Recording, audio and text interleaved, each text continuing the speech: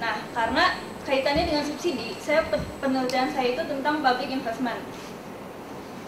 Variable public investment ini tidak signifikan negatif, sudah negatif tidak signifikan lagi. Jadi buat apa gitu kan? Tapi kebetulan penguji saya nggak ada di sini ya. Saya juga heran kenapa saya bisa lulus gitu. Saya masyarakat biasa gitu ya Pak. Jadi waktu hari Kamis malam itu saya nonton TV. Saya ingin tahu nih besarnya harga BBM tuh naiknya berapa. Saya nonton, terus ada Prof. Arbida. Dia menjelaskan panjang lebar tentang P4S, yang salah satunya ada tentang program pendidikan. Nah, saya teringat lagi tentang penelitian saya yang tidak signifikan dan negatif ini. Ini apa saya masih bisa percaya tentang penyaluran ketepatan sasarannya? Apa saya masih bisa percaya gitu Pak? Ini kan masalah kredibilitas. Kredibilitas kan by proses ya Pak. Kita tidak bisa menguji di awal, kita harus by proses kredibilitas. Nah lalu lagi-lagi yang disampaikan kepada masyarakat itu berupa data dari Bappenas. Masalahnya yang bisa baca data ini siapa sih Pak? Sedikit kan? Lagi-lagi akademisi yang bisa baca data. Nah saya, kalau orang Sunda bilang rekrut, saya rekrut nih. Ada CEDS ini saya rekrut. Karena apa? Karena artinya akademisi ini menjembatani gap pengetahuan yang ada di masyarakat. Ya begitu deh.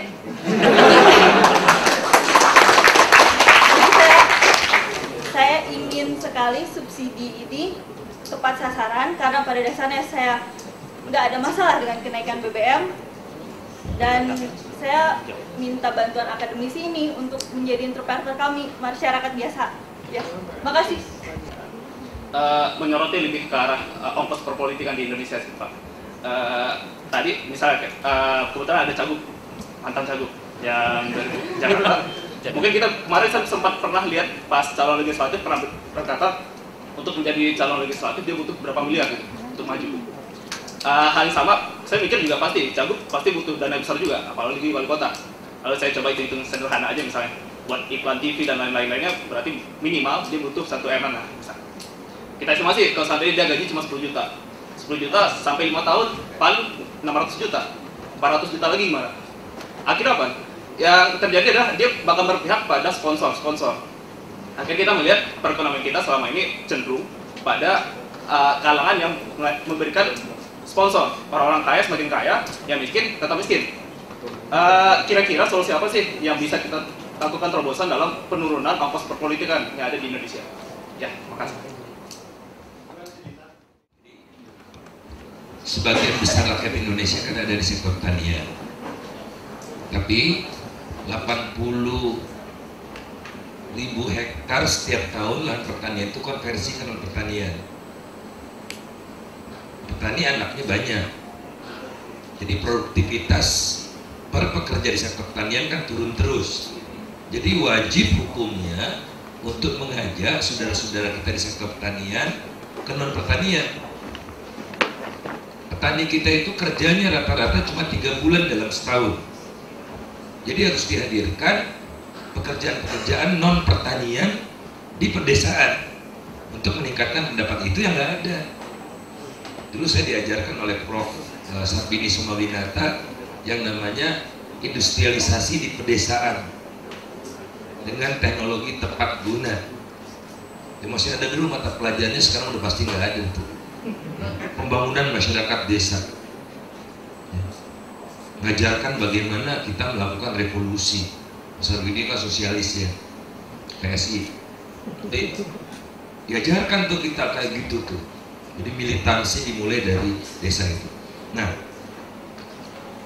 oke, kita tidak bicara tentang industrialisasi spasial dalam artian di desa atau di kota. Yang penting industrialisasinya jalan. Nah ini yang hilang di era 87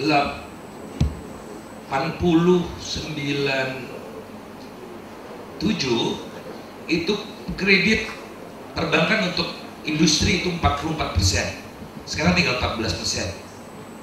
Jadi diserahkan pada pasar, bukan event pasar. Jadi larinya kemana? Ya ke properti, gitu-gitu. Negara abai. Dibiarkan itu sawit ekspansi terus. Karena sawit untungnya 40%. Kan negara bisa atur insentif strukturnya. Kalau berkebun untungnya besar, ya semua orang berkebun. Semua konglomerat berkebun. Coba ada konglomerat yang nggak berkebun? Nggak ada. Martaki Murdaya juga berkebun kan? Akhirnya masuk penjara, alhamdulillah. Jadi negara ini kacau. Tadi saya tunjukkan sebetulnya kita itu maju. Oh, nggak ada. Tadi ada deh. Oh ini. Oh nggak ada, udah saya. Jadi kita ini selamat, pertumbuhannya tinggi itu. Kenapa saudara? Kan ini defisit, kita defisit energi, ya kan? Ekspor impor energi kita kan defisit. Pangan tadi saya sudah tunjukkan defisit, manufaktur defisit. Jadi apa yang surplus? Sumber daya alam. Jadi petik jual, tebang jual, keruk jual, gitu kelakuan. Makanya terjadi kerusakan di daerah itu. Inequality-nya jadi menang. Oke, pendapatan orang daerah itu naik, tapi dengan kualitas lingkungan yang lebih buruk. Bahkan lebih buruk kualitas lingkungannya, kita ekspor ke Singapura dan ke Malaysia. Itu kan ongkos yang harus ditanggung. Cek dari teman-teman UGM itu kemarin, tapi presentasinya di Singapura gitu ya. Kita dikumpulkan oleh komunitas Singapura untuk cerita tentang apa yang kita lakukan di Indonesia ini. Nah, profesor dari UGM itu menunjukkan keuntungan dari sawit, tapi ongkosnya nggak kita hitung, kerusakan yang diakibatkan oleh penggunaan pupuk berapa juta ton yang merusak ekosistem, dan pupuk itu mengalir airnya, pupuk kimia ini ke sungai-sungai yang menyebabkan habitat di sungai ini rusak. Nggak ada untungnya. Itu semua ongkosnya rakyat, tapi yang nikmati konglomerat itu. Ya udah pasti ketimpangan juga makin menjadi-jadi. Jadi ini nggak dihitung semua sama pemerintah. Kan bejat namanya. Nah sekarang harga sawit turun, pajaknya juga turun. Ya Allah, ini negara penjajah. Apa bedanya struktur ekonomi kita sama zaman VOC? Kalau begini. Nah, oleh karena itu industri harus didorong, tapi nggak ngajak kayak Dahlan Iskan. Dorong bagaimana memungkinkan apa ya, industri kecil itu naik tingkat jadi industri menengah. Sekarang yang dimajukan industri mobil. Jadi kasih insentif industri mobil. Kalau dulu tambah gila nih. Ramah lingkungan katanya. Karena apa? Karena 1 kilo 20 kilo 1 liter. Ramah lingkungannya kayak begitu. Padahal kenapa dia bisa 20 liter? Karena cc-nya kecil. Kan ini main-main ini yang udah nggak karu-karuan. Ramah lingkungan apa? Katanya mesinnya hanya bisa pakai Pertamax, nggak bisa pakai subsidi. Orang Indonesia mau makin pinter.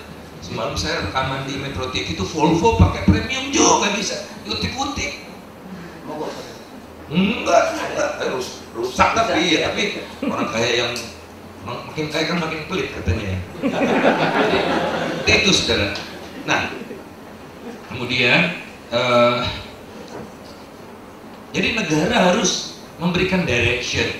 Saya kok ada satu yang bisa kita dorong terus ke arah yang lebih dalam diskusi-diskusi ini, barangkali dengan kok saya makin lama makin kagum gitu sama bukunya Acemoglu Robinson itu, Why Nations Fail itu. Dia mengatakan satu-satunya penyebab satu negara itu maju atau mundur institusi. Dan institusi, geografi, dibabat habis sama dia, dihantam sama pemenang-pemenang Nobel lainnya, dia balas, termasuk pemilik Microsoft tuh, si Bill Gates, menyerang dia juga, dia balas dengan luar biasa bagus, dan orang ini produktif banget. Mungkinan 5-10 tahun lagi dapat Nobel ya. Kebetulan orang Turki, rasnya Armenia. Dia jelaskan tentang fenomena Turki juga dengan sangat baik. Dan yang suka modeling, dia juga gila modeling. NBR terakhir ada tulisannya modeling tentang inequality gitu-gitu juga. Nah, jadi kuncinya adalah di institusi. Jadi dia menjelaskan bukan karena apa-apa itu. Kan ada yang mengatakan musim ngaruh, oh di negara-negara yang negara tropis malas-malas orangnya. Enggak, dia bilang lihat tuh Korea Selatan sama Korea Utara musimnya sama. Apa yang bedakan dia? Ya institusi. Yang satu otoritarian, yang satu demokrasi gitu. Ada namanya penghargaan terhadap property right. Di satu tempat lain tidak ada. Nah di kita ekonomi pasar tapi tidak penghargaan property right. Ekonomi pasar apaan nih? Ya, ekonomi pasar kan pilar utamanya property right. Nah property right kita nggak dihargai. Coba kalau kebetulan mertua saya rumahnya di Bandung ini gitu, itu ngurus kepemilikan 30 tahun baru selesai coba. Gitu. Ya sehingga mertua saya nggak bisa agunkan rumahnya kan untuk usaha, gitu nggak bisa. Ini kacau gitu. Jadi menganut ekonomi pasar tapi nggak mau property right. Coba kalau bapak ibu dosen bukunya laris, sebulan berikutnya ada dibajakan. Makanya kita miskin terus kan jadi dosen, walaupun bikin buku dibaca. Jadi inilah yang membuat kita tuh jadi limbung gitu sebagai satu negara tidak jelas mau kemana. Kebetulan besok mau ada launching tentang ini untuk sudah di launching World Investment Report. Kebetulan saya udah dapat reportnya di embargo sampai besok, makanya saya hapus-hapus tabel-tabel yang akan saya presentasikan besok. Indonesia keren, nggak bodoh. Indonesia itu sekarang penerima investasi asing terbesar, investasi asing beneran ada pabriknya. Itu nomor 17 di dunia. Pertama kali masuk di dalam list 20 besar. Sebelum-sebelumnya enggak. Sebelumnya 21. Kemudian kalau yang paling prospektif Indonesia mirip sama seperti tahun lalu, nomor 4. Greenfield investmentnya juga cukup besar. Greenfield itu betul-betul pabrik baru, ada ekspansi dan sebagainya. Jadi apa argumennya? Karena pasar Indonesia besar, growing middle class itu aja. Tahun 2030 ada 135 juta consuming class di kita itu. Jadi kita besar seperti yang Mas Amin katakan itu, kita sebagai negara yang size pasarnya menarik buat banyak orang gitu. Tapi siapa yang memproduksi?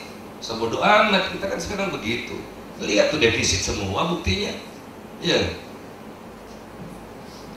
Kemudian satu yang ingin saya share lagi,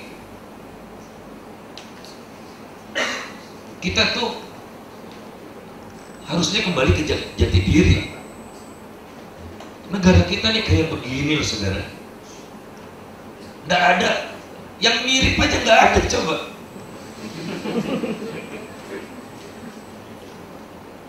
17.000 pulau dan lautannya 2 kali luas darat, nggak ada. Jadi Anda nggak bisa niru Amerika, niru Australia, nggak bisa. Wong Indonesia kayak begini, ini 40 negara nih. Ini Tahiti segini nih Tahiti. Lebih gede ini dari Tahiti. Coba bayangkan. Tapi dia ikut Piala Konfederasi kan keren. Kita nomor berapa? Nah, saya mengajak teman-teman untuk bikin indeks integrasi ekonomi. Jadi menurut saya, ini terima kasih juga ke USAID, ini data dari USAID ini, kalau nggak ada ininya, ini disparitas harga. Ini nggak ada disparitas harga di satu negara segila di Indonesia, nggak ada. Nunjukkan kita itu terpecah belah secara ekonomi, dan ini nggak pernah diurus. Nah, ini udah pasti tahu kan harganya lebih murah mana? Ya Mandarin. Karena jeruk Medan ini sampai Jakarta liku-likunya kayak begini nih, saudara. Kayak begini. Jalan Trans Sumateranya buruk, antri panjang, di Merak pokoknya gini. Sampai Jakarta Separoh itu udah busuk. Pakai truk. Sementara jeruk Mandarin pakai kapal yang ongkos angkutnya per kilogram ya 0. Nah, ini gilanya Pak SBY. Dia bikin perpres yang mengatakan bahwa pembangunan pelabuhan di Indonesia nggak boleh pakai APBN. Gila nggak? Sableng menurut saya. Kan yang mempersatukan kan laut ya. Tapi alhamdulillah ya Anda bisa lihat ya peta Indonesia ini, Jakarta Singapura itu dengan Jakarta Padang itu sama, saudara, secara geografis. Tapi secara ekonomi Jakarta Padang 2 kali lebih jauh dari Jakarta Singapura. Jadi pasti terjadi ketimpangan. Kalau tadi ada saran kan, ketimpangan antar daerah